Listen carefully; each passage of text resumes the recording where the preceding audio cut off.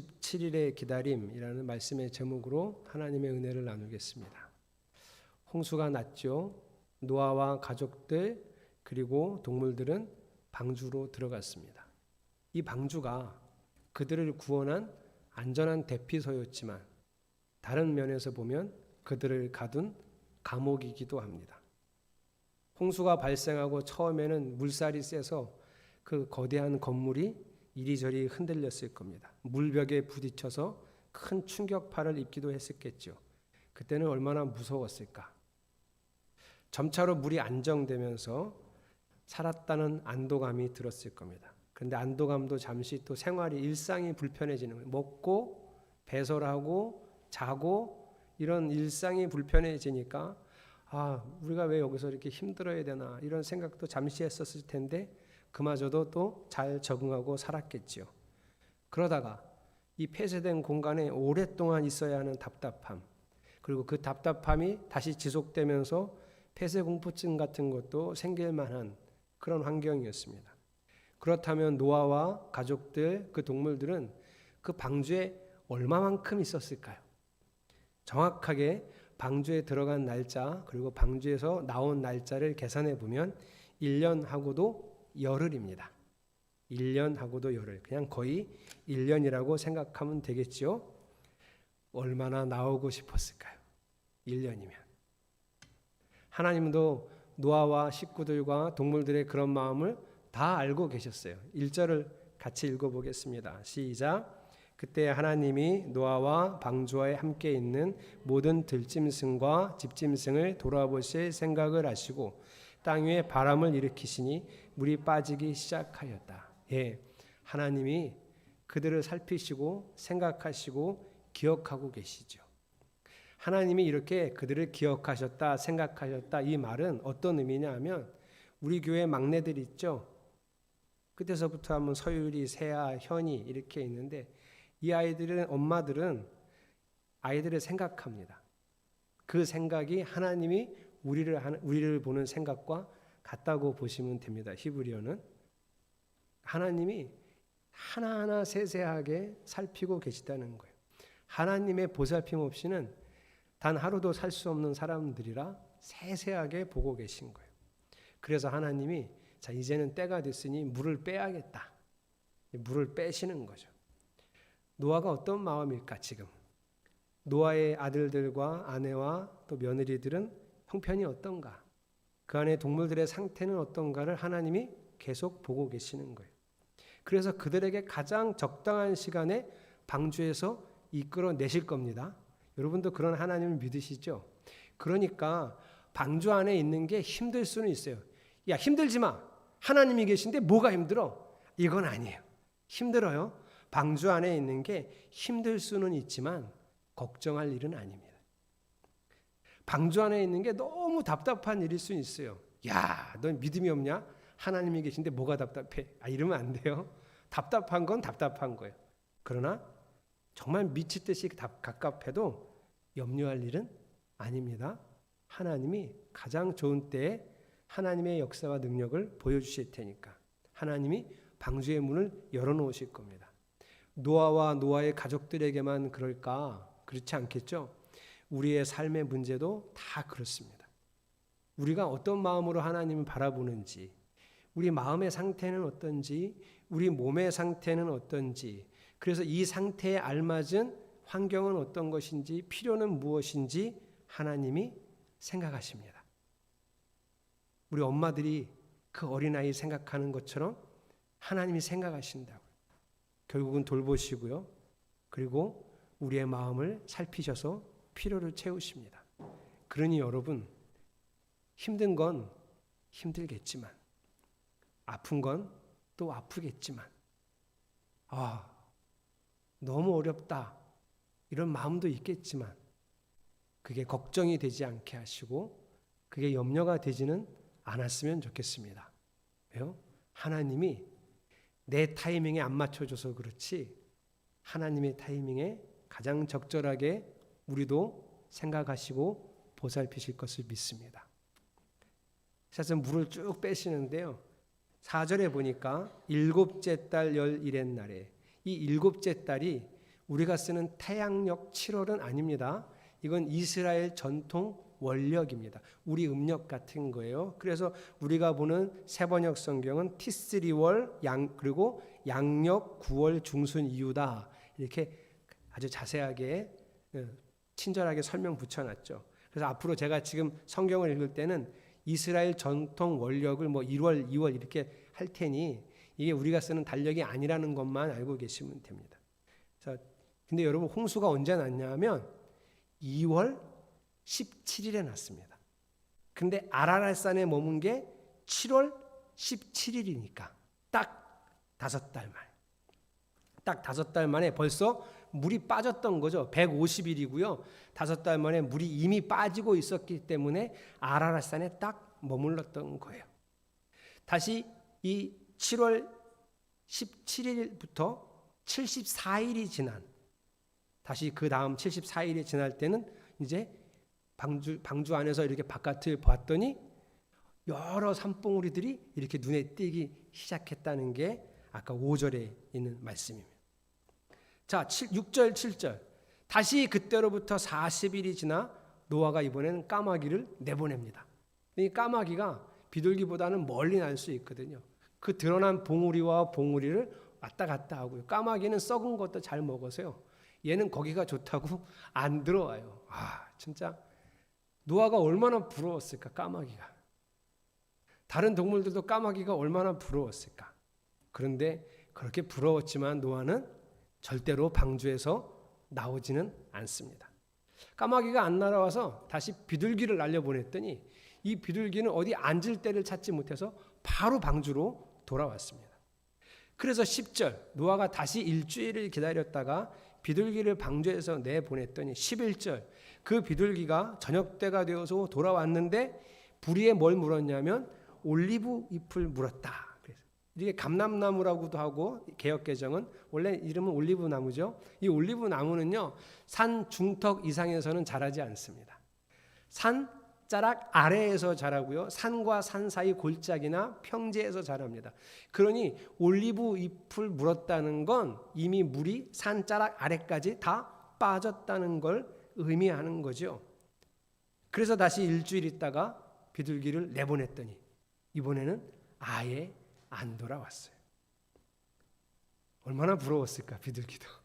그러나 노아는 절대로 방주에서 나가지 않습니다. 자, 13절을 한번 읽어볼까요? 13절 시작. 노아가 601살이 되는 해 첫째 달 곧 그 달 초 하룻날 땅 위에서 물이 다 말랐다. 노아가 방주 뚜껑을 열고 바깥을 내다보니 땅바닥이 말라 있었다. 자, 이제 해가 바뀌었어요. 노아 600살 2월 17일 날 홍수가 났고 지금 13절은 노아 601살 1월 1일 외우기도 쉬워요. 1월 1일 날 노아가 방주 뚜껑을 열고 이렇게 봤더니 보이는 땅이 다 말랐다는 거예요. 다 말랐어요, 여러분. 완벽하게 다 말랐어요. 야, 노아가 이렇게 보는데 땅에 이미 그 물이 다 휩쓸고 간 홍수가 휩쓸고 간 그 땅마다 다 생명체들이 자라고 있어요. 따뜻한 햇살을 맞고 신선한 바람을 온몸에 맞으면서 세포 하나하나가 다 살아나는 것 같았어요.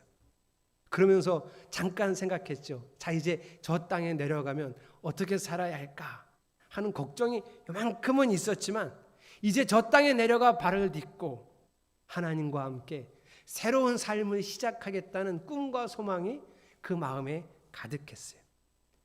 그런데 말이죠. 아직 노아가 방주에서 안 나가요. 땅이 말랐다니까요. 벌써 땅에는 대지에는 수많은 생명체들이 자라고 있었어요. 햇살이 따뜻했고 바람이 불었어요. 꿈이 가득했어요. 소망이 가득했어요. 그런데 방주에서 절대로 나가지 않습니다. 땅이 말랐다는 걸 자기 눈으로 확실하게 확인했지만 절대로 바깥으로 나가지 않습니다. 노아가 방주를 나온 것은 그로부터 57일이 지난 2월 27일. 제 상상에 1월 1일 날 땅이 마른 걸 확인했잖아요. 그러니까 1월 1일이 되기 전인 313일 동안의 방주에서의 삶보다 땅이 마른 걸 확인하고 난 다음인 57일이 노아에게는 더 길게 느껴졌을 것 같아요. 그런데도 왜 나오지 않았을까요? 노아는 딱 한 가지 때문이에요. 하나님이 나가라고 하지 않았기 때문이에요. 14절, 15절, 16절. 둘째 달 곧 그달 21의 날에 땅이 다 말랐다. 하나님이 노아에게 말씀하셨다. 너는 아내와 아들들과 며느리들을 데리고 방주에서 나가거라. 이상한 것은 1월 1일 날도 노아가 봤을 때는 땅이 다 말랐었는데 왜 성경은 2월 27일 날 또 땅이 다 말랐다고 했을까? 여러분, 노아가 볼 수 있는 땅의 주변에, 방주 주변의 땅은 한계가 있습니다. 물론 거기 나가서 노아와 노아의 가족들은 살 수 있었어요. 그러나 그 많은 동물들이 그 땅에서 살 수는 없었습니다. 하나님이 보시는 땅의 넓이는 그 동물들까지 살아야 돼 더 넓은 땅이에요. 하나님이 보시는 땅이 다 마른 2월 27일은 그 더 넓은 노아의 눈으로 확인하지 못한 그 땅들이. 그러나 그건 하나님 생각이고요. 노아는 자기가 본 게 있잖아요. 분명히 다 말랐거든요. 근데 하나님이 나가란 말을 안 해요. 분명히 확실하게 말랐는데 왜 나가란 말을 안 할까? 그런데 놀랍게도 그 57일을 노아가 기다립니다. 납득도 안 되고 이해도 안 되는데 57일을 기다리죠. 사람이 어떻게 이럴 수 있을까? 얼마나 믿음이 좋아야 이렇게 기다릴 수 있을까? 내 눈으로 확인하고도 그 답답한 57일을 어떻게 기다렸지? 이게 제 마음속에 있었던 의문입니다. 그런데 노아는 그걸 기다렸잖아요. 이게 얼마나 어렵냐면 우리가 다 경험해 봤는데요. 특히 우리가 기도 좀 한다. 어떤 일이 생겼을 때 내 마음대로 안 할 거야. 하나님 뜻대로 할 거야. 이런 마음으로 순종하는 마음으로 기도하는 사람들은 정말 많이 이런 일들을 경험해요. 근데 어떤 경우냐면 시간이 정해져 있는 경우. 내가 뭔가를 선택해야 되는데 시간은 언제까지 해야 돼요. 그래서 하나님께 뜻을 구하죠. 하나님의 마음을 구하죠. 근데 대답을 잘 못 들었는데 시간이 막 다가와서 내일이에요. 결정을 해야 될 것 같아요. 그럼 어떻게 하죠? 하나님이 음성을 안 주신 것 같으니까 그냥 생각해 보는 거예요. 아, 이게 상황을 판단해 보고요. 조건을 좀 다시 한번 보면서 그래, 이게 낫겠다. 이게 아마 맞을 거야. 이게 하나님 뜻일 거야. 이렇게 결정을 내가 합니다. 그래놓고 또 마음에 약간 캥기는 게 있어서 또 기도 더 열심히 해요. 하나님, 결정은 제가 있지만 주님 도와주세요. 이렇게 기도하죠. 우리가 대부분 이렇게 결정을 많이 했었습니다. 그러니 목을 조여오는 시간을 앞두고 이렇게 기다릴 수 있다는 건 대단한 일이에요. 저는 2003년 4월 4일에 목사 안수를 받았습니다. 감리교회에서 처음 생긴 수련 목회자라는 제도를 통해 처음으로 목사 안수를 받은 첫 사례입니다. 제가. 그 이전에는 이런 제도를 통해 안수를 받은 사람이 없고요. 제가 처음이에요. 그런데 그 처음 생긴 이 제도로서 목사 안수를 받은 그때의 법은 그 해 목사 안수를 받은 해에 반드시 그 교회에서 다른 교회로 나가야 합니다. 제가 2003년에 받았으니까 4월에 2003년이 가기 전에 12월이 가고 2004년 1월 1일이 되기 전에 반드시 다른 교회로 가야 하는 거예요. 그리고 부목사로도 갈 수도 있었습니다. 그래서 제가 부목사 몇 군데에 원서를 넣었습니다. 처음 면접을 본 데가 서울 방배동에 있는 땡땡 감리교회였는데 면접을 보면 저는 제가 생각할 때 그때가 첫 면접인데요. 아니, 목사님은 주로 잘하시는 사역이 어떤 겁니까? 목사님은 목회 비전이 뭡니까? 뭐 이런 거 물어볼 줄 알았는데요. 가서 담임 목사님, 장로님 두 분이 이렇게 앉아서 저랑 이렇게 앉아 있는데, 아, 목사님 피아노 칠 줄 아세요? 그러시더라고요. 그래서 아니요. 그랬더니 그러면 안 되겠네요. 그 전화로 물어보지 피아노 칠 줄 아는지 뭘. 그리고 반주자를 구하지 왜 부목사를 구하냐고요. 정말. 아니, 면접을 1분도 안 돼서 끝냈어요. 그래서 면접이 11시인데 밥도 못 먹고 그냥 집에 왔어요. 너무 화가 나는 거예요. 왜 피아노를 왜 물어보지? 하나만 더 물어보지. 기타는 칠 줄 알았거든요. 두 번째, 서울 대림동에 있는 아주 큰 대형교회 부목사, 거기는 사모님도 같이 오라고 면접을 볼 때. 갔더니 아니, 또 거기는 면접을 1시간 반을 하는데요. 부목사가 하지 말아야 될 일들을 1시간 동안, 부목사는 뭐 하지 마라, 부목사 사모는 교회 오지 마라, 교회로 오지 말래, 부목사 사모는. 부목사가 엄청 속을 새겼던 교회 같아요. 하고 1시간 동안 그거 하고 당신이 우리 교회 부목사가 되면 당신이 맡을 업무 그러면서 막 업무를 나열해 줬는데 뭐 저는 할 수도 있을 것 같더라고요. 그래서 이제 인사를 드리고 전화를 드리겠습니다 하고 나오는데 우리 아내가 여보 여기는 오면 안 되겠어요. 그래서 왜? 했더니 당신은 죽을 것 같아.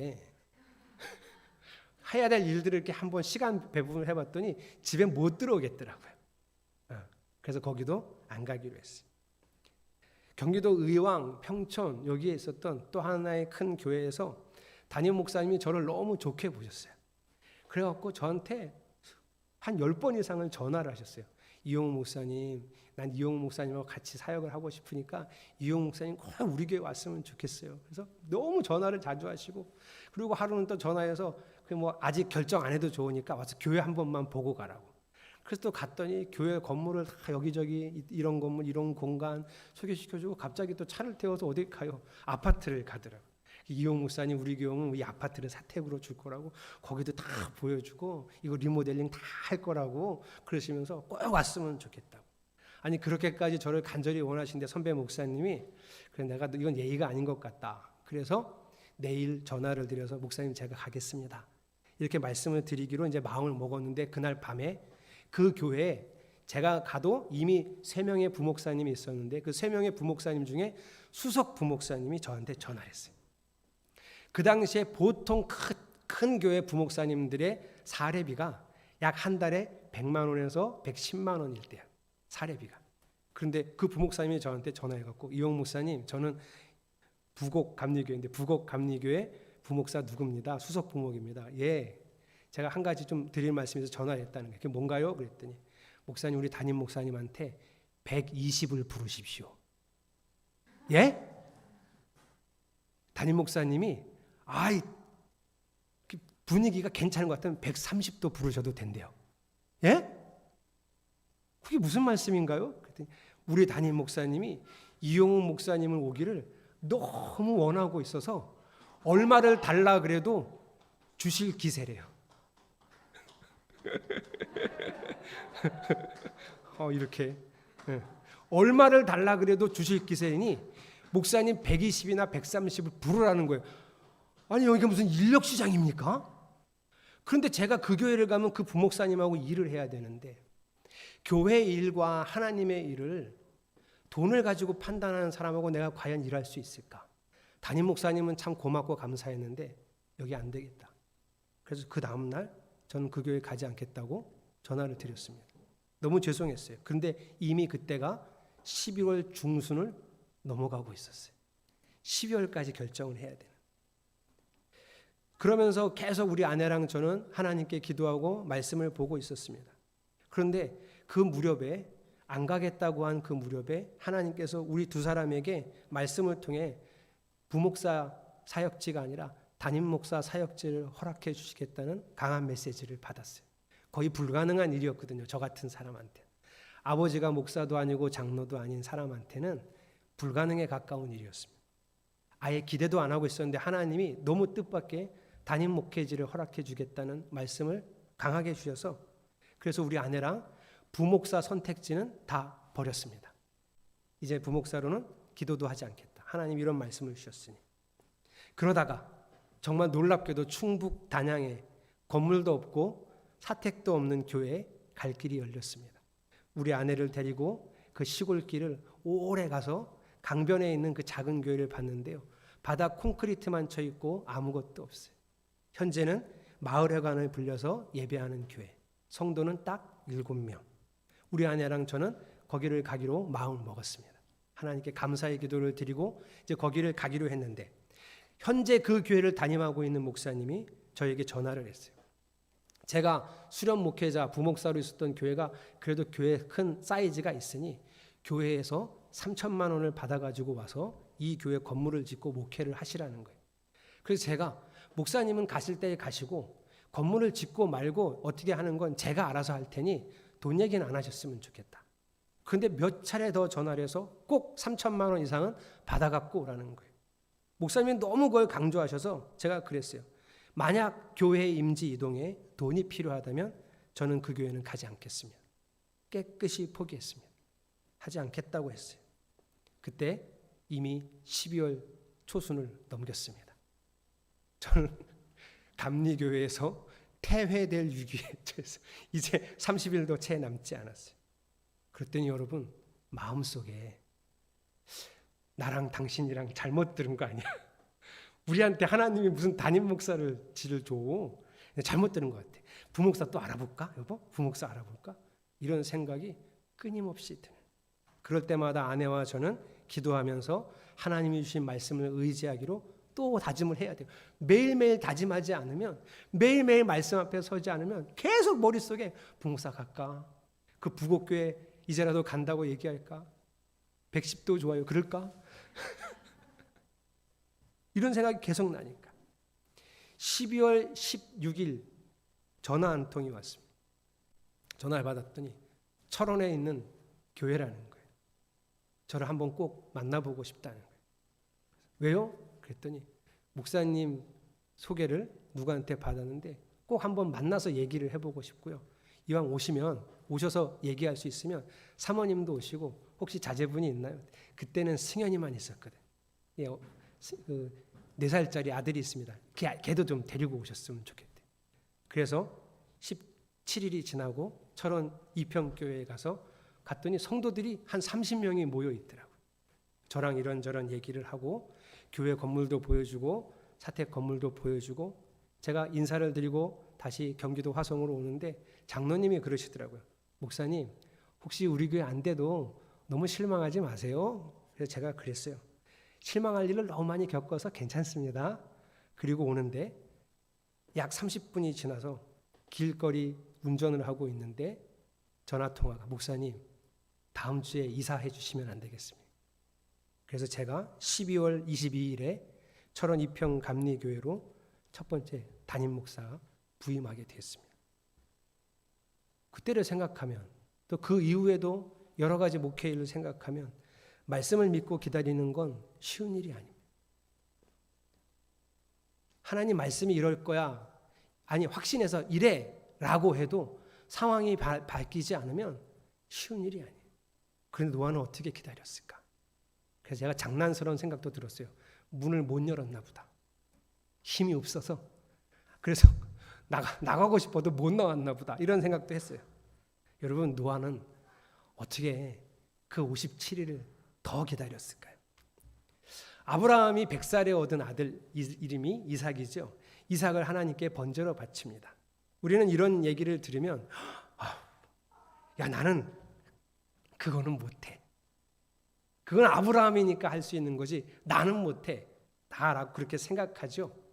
아무도 나도 할 수 있어! 이런 거 별로 없죠.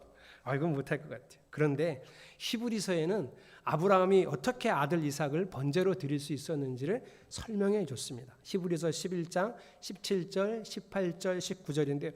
여러분 18절을 읽어보겠습니다. 시작.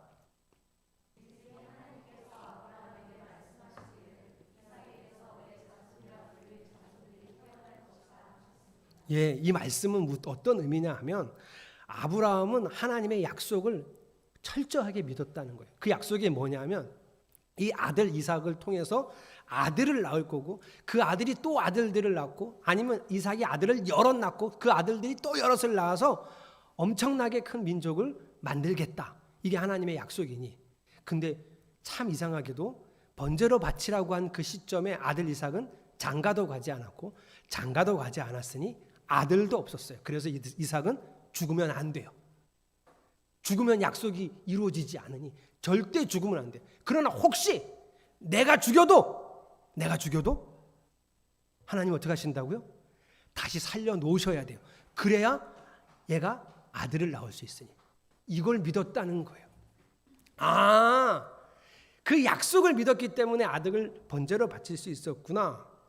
이렇게 생각해도 그게 과연 믿음만 가지고 할 수 있는 일일까? 그리고 우리 허정아 집사님이 이걸 믿어요. 하나님이 죽여도 살리고 죽이지도 않을 것 같아. 어쨌든 하나님 살리실 것 같아요. 누구로 할까? 둘째로 할게요. 영인이를 이제 바치는 거예요. 반드시 살아날 거예요. 에? 반드시 살 거야. 안 죽어. 알았죠? 못 믿어? 이건 믿어야지 설교가 돼요. 반드시 살릴 거예요. 그런데 이제 집사님이 너무 잔인하니까 김상기 집사님으로 하자. 김상기 집사님이 칼을 들어서 칼을 반드시 살아요? 예? 왜 이렇게 안 믿지? 반드시 산다니까? 그래서 그 칼로 일단은 죽여야지. 반드시 살 거야? 할 수 있어요? 살 건데, 살기는 살 건데, 그걸 할 수는 있나요? 못해요. 다치게도 못해요. 우리 애를 내 손으로 다치게도 못해. 실수로 다치는 것도 죄책감에 시달릴 텐데, 내가 내 힘으로 살긴 살 거지만, 죽여도 살 거지만 상처를 낸다. 누가 어떤 부모가 할 수 있어요? 이거 못해요. 이게 믿음 가지고 되는 일이 아니에요, 여러분. 근데 그 인간은 어떻게 했을까요? 이 믿음 갖고 안 되는 걸? 그가 어떻게 했는지를 성경이 설명해 놨어요. 창세기 22장 12절 같이 읽어보겠습니다. 시작. 천사가 말하였다. 그 아이에게 손을 대지 말아라. 그 아이에게 아무 일도 하지 말아라. 내가 너의 아들 너의 외아들까지도 나에게 아끼지 아니하니 내가 하나님 두려워하는 줄을 내가 이제 알았다. 이게 믿음 갖고만 한 일이 아니고요. 하나님을 두려워했기 때문에 할 수 있었던 거예요. 여러분 여기서 말하는 두려움이란 막연한 공포로 인한 억압 같은 게 아니고요. 사랑과 존경이 극대화된 감정을 말하는데 성경에서는 흔히 경외라고 표현합니다. 사랑과 존경이 극대화된 감정. 저는 이렇게 표현하고 싶은데요. 친밀한 두려움.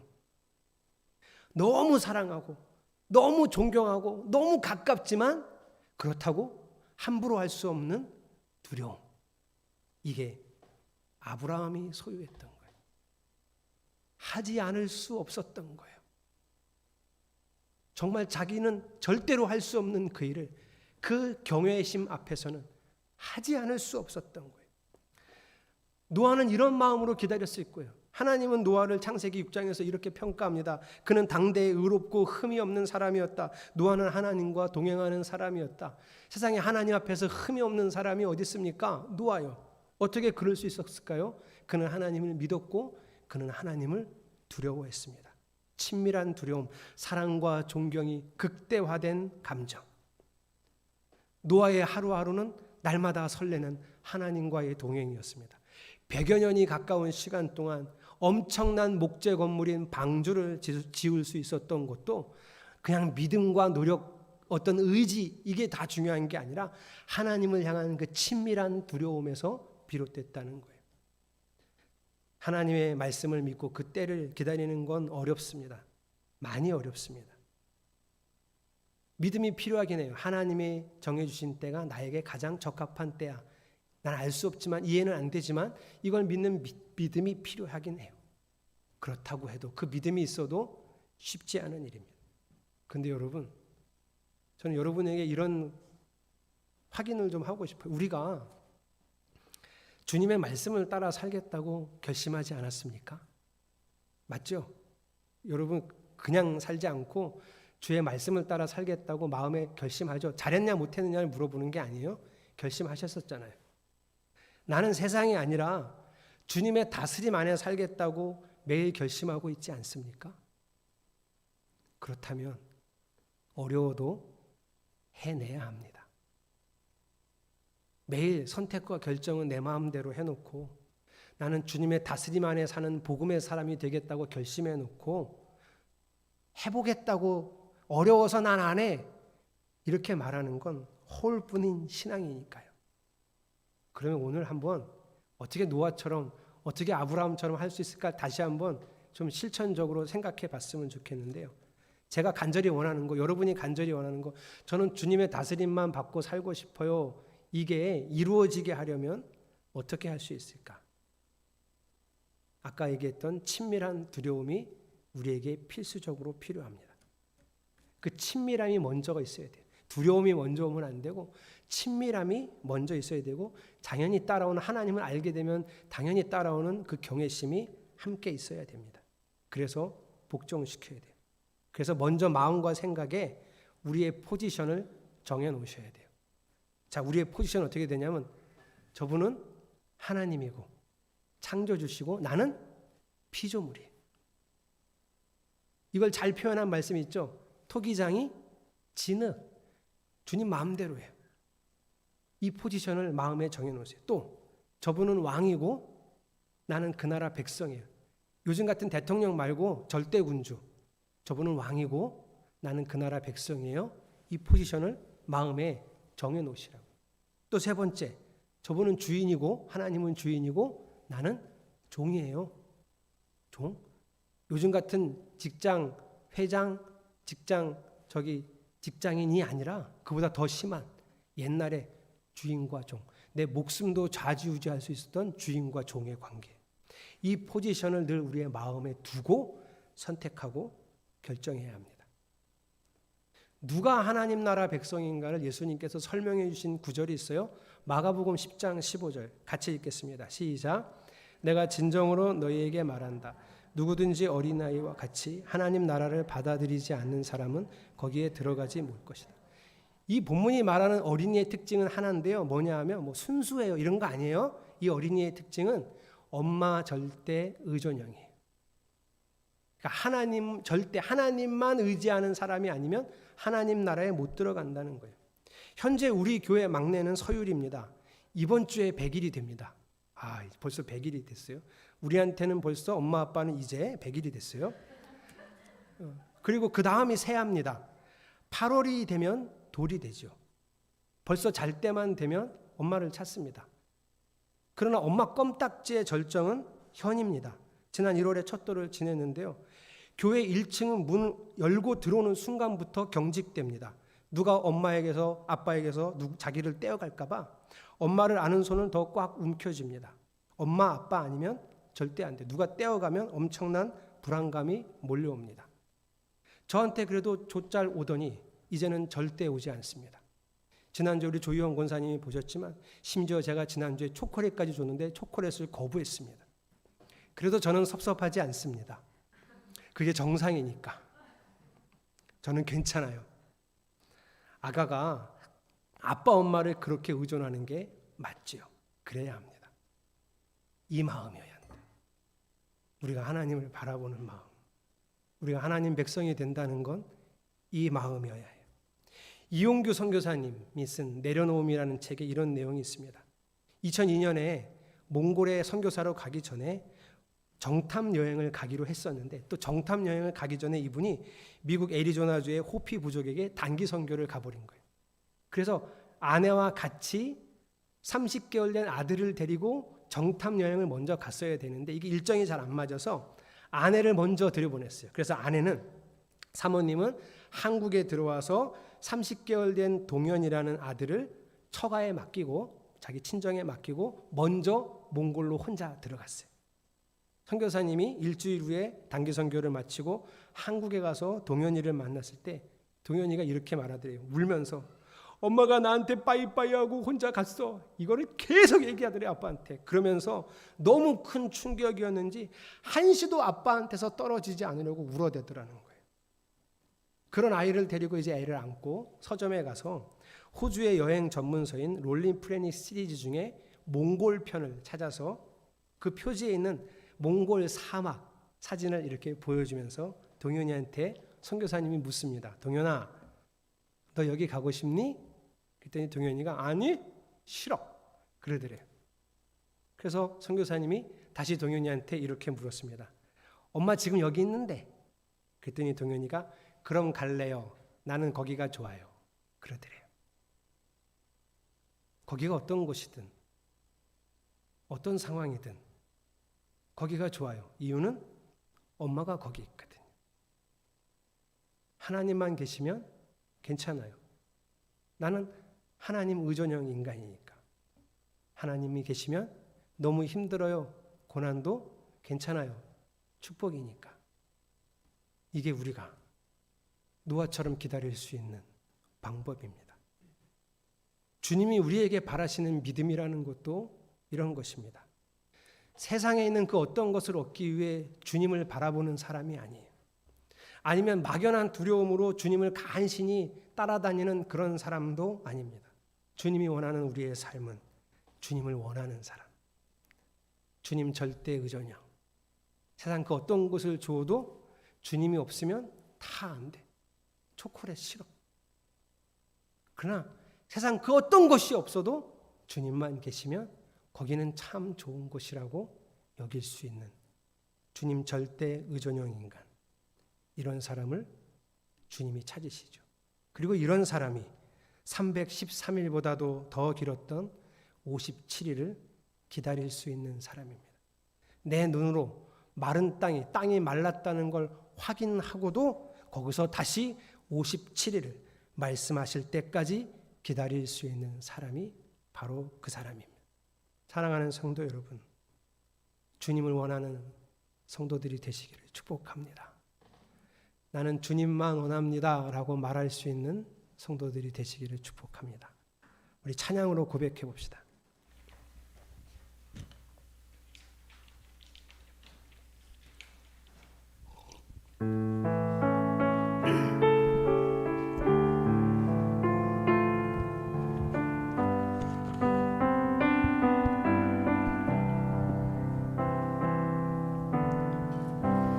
모두 축복 구할 때 나는 주의 얼굴만 구합니다. 모두 세상 찾을 때 나는 주의 얼굴만 찾습니다. 모두 축복 구할 때 나는 주님만 원합니다. 모두 세상 찾을 때 나는 주님만 원합니다. 모두 축복 구할 때 모두 축복 구할 때 나는 주님만 원합니다. 모두 세상 찾을 때 나는 다만 주님만 원합니다. 모두 축복 구할 때 나는 축복 구할 때 주의 얼굴만 구합니다. 주의 얼굴만 구합니다. 모두 세상 찾을 때 나는 모두 세상 찾을 때 주의 얼굴만 찾습니다. 주의 얼굴만 찾습니다. 나는 주님만 원합니다. 나는 주님만 원합니다. 나는 주님만 원합니다. 나는 주님만 원합니다.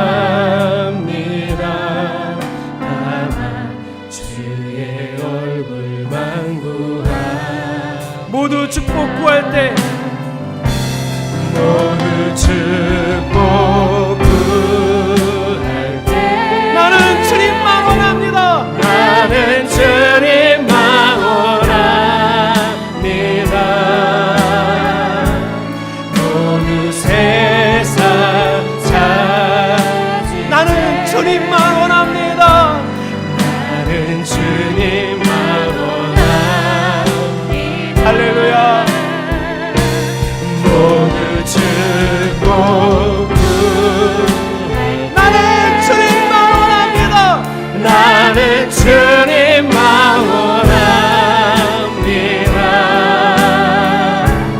모두 세상 찾을 때 나는 다만 주님만 원합니다. 나는 주님만 원합니다.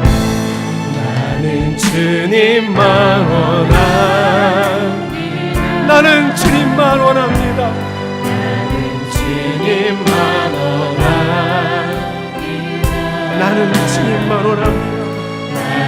주님만 원합니다. 나는 주님만 원합니다. 다만 주의 얼굴만 구하옵니다. 나는 주님만 원합니다. 나는 주님만 원합니다. 나는 주님만 원합니다. 나는 주님만 원합니다. 나는 주님만 원합니다. 다만 주의 얼굴만 구합니다. 아직은 주님도 원하고 또 다른 것들도 원하는 삶이지만 주여 내가 더 성장하고 주를 바라보며 이렇게 주만 원하는 사람이 되겠습니다. 그래서 주의 다스림 안에서만 살기 원합니다. 우리 결단의 마음을 가지고 통성으로 기도하겠습니다. 하나님 아버지, 주님이 나를 다 다스리시기를 원합니다. 내가 나를 다스리려 합니다. 내가 내 삶의 주도권을 가지고 있습니다. 그러나 주님, 우리의 진심은 주님이 나를 다스리시는 것입니다. 주님이 우리를 다스리시는 것입니다. 주여, 우리가 온전하지 않아 미안합니다. 죄송합니다. 그러나 우리의 마음을 아시죠. 나는 주님이 나를 온전히 다스리길 원합니다. 그리고 오늘 그 비결에 대해서 말씀을 나누었습니다. 나는 이런 사람이 되고 싶습니다. 주님만 원하는 사람, 주님만 계시면 다 괜찮은 사람. 힘들어도, 때로는 억울해도, 때로는 아파도 주님이 계시면 괜찮아. 나는 그런 사람으로 살아가고 싶습니다. 나는 주님을 원합니다. 하나님, 이 마음 하나님 전심 되게 하소서. 지금 우리 안에 있는 이 마음 진심입니다. 그러니 하나님, 이 마음이 전심이 되어 우리의 삶을 지배하기 원합니다. 나는 주를 원합니다. 나는 주의 통치를 원합니다. 나는 주의 다스림 안에서만 살기 원합니다. 주여, 그러하오니 주님만 나를 다스리소서. 그리고 나는 다시 고백합니다. 나는 주님만 원합니다. 나는 주님만 원합니다. 나는 주의 얼굴만 구하겠습니다. 주여, 우리와 함께 하소서. 우리와 함께 하소서.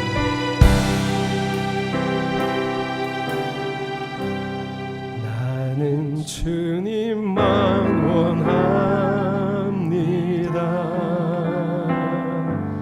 나는 주님만 원합니다.